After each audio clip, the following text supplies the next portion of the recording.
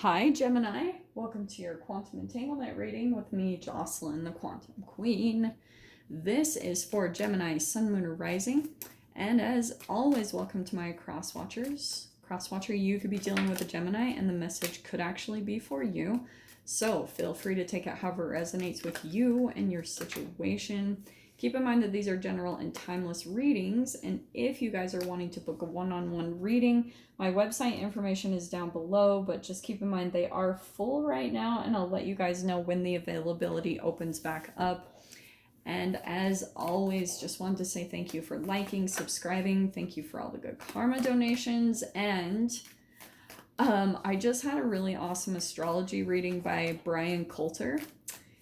He does a lot of like collaboration with Lada Duncheva or Astrolada, and I'll put both of their information down below. But if you guys are looking for a good astrologist, I would highly recommend him. I really enjoy his work. So just throwing that out there for you guys. So let's see. Nope, that is too many. Just want it to be a bit more specific. Gem. Well, let me just dive into these other two cards while I'm shuffling here, okay? Oh, actually, those are perfect. Okay. So, I feel like what's happening is, first card's out, you have the Priestess and the Chariot. This is an interesting combination. I don't think I've ever had that combo before. Could be a Pisces here, and it also could be a Cancer. And you guys know I always get these connections between Gemini and Cancer. I mean, there's cuspers too. I understand that, but this is different. So, like we have the Eternal Child and the Tear. I almost feel as though you guys are in this process of, like, this could be something in regards to children. That's very possible.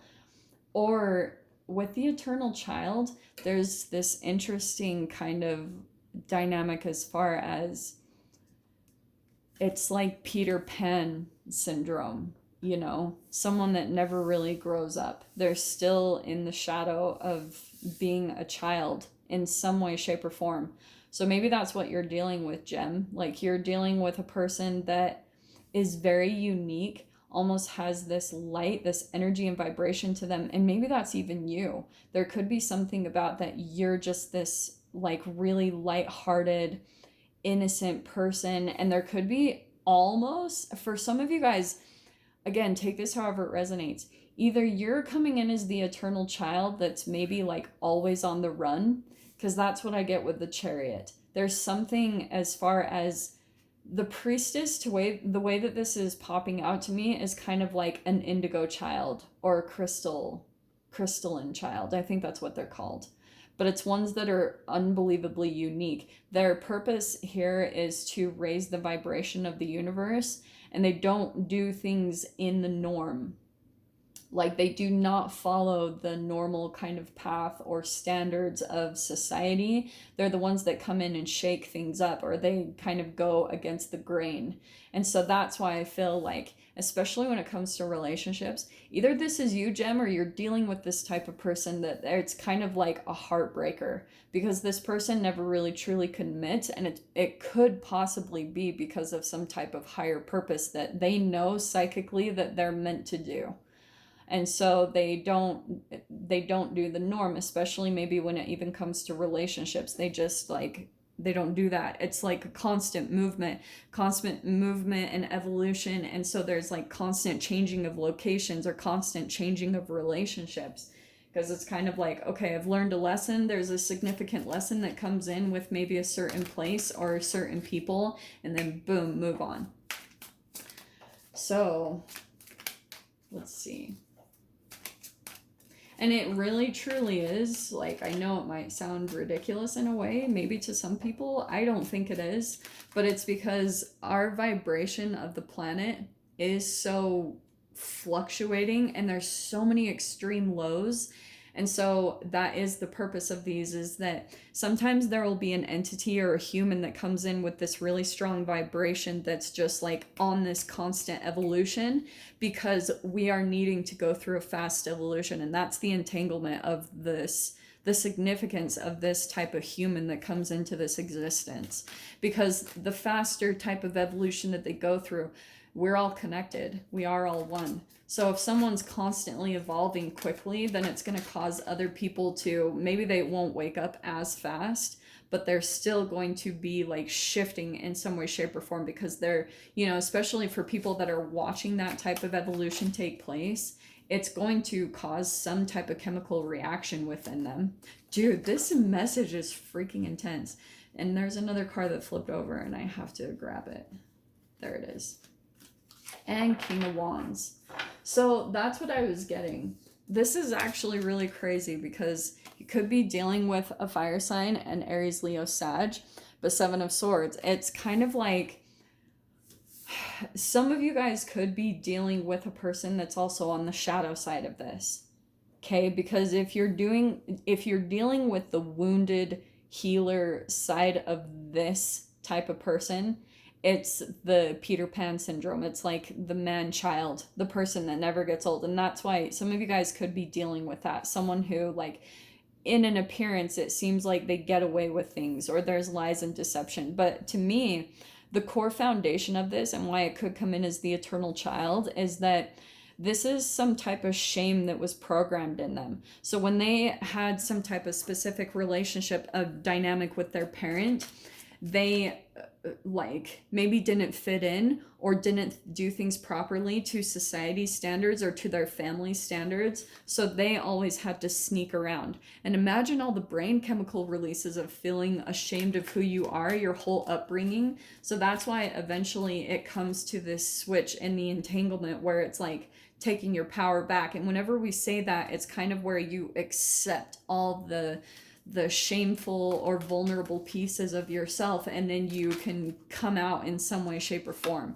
Like maybe you're coming out of the closet, or as whatever that could be, like maybe gay or a transgender, or maybe it's even for being a very like a star seed or a highly evolved being, or someone that believes in something that's not really society's norm.